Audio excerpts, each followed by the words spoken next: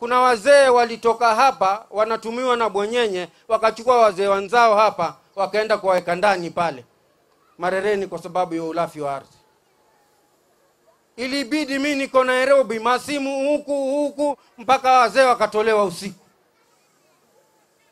Na mwenye aliwashtaki ni wazee na wamekaa hapa. Kama gavana amesema ardhi hii gawanywe mpate vyeti, kwa nini msitulie mpate vyeti kwanza ndio muuze hizo ardhi zenu? Huu ulafi ni wa nini? Mimi nikinena vijo,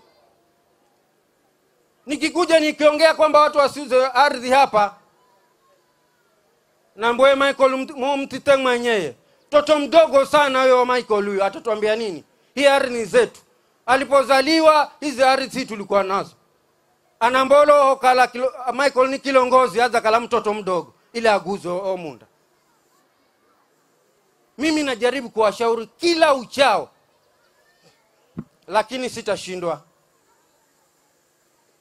Mimi nawaambia sitashindwa.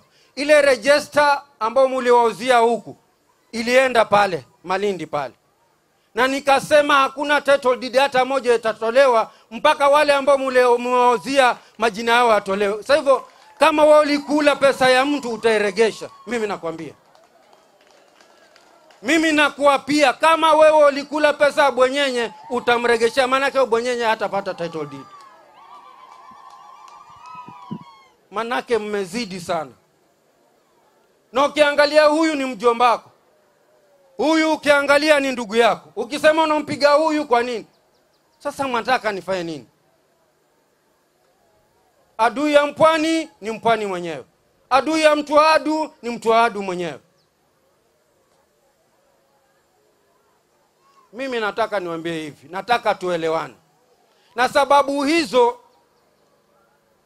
ambazo hamtaki tuelewane, ndio sababu tutashinda kulalamika hapa. Na mimi nitakuja hapa.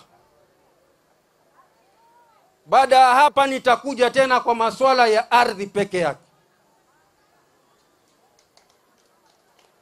Na mimi nawaonya tena wale wazee.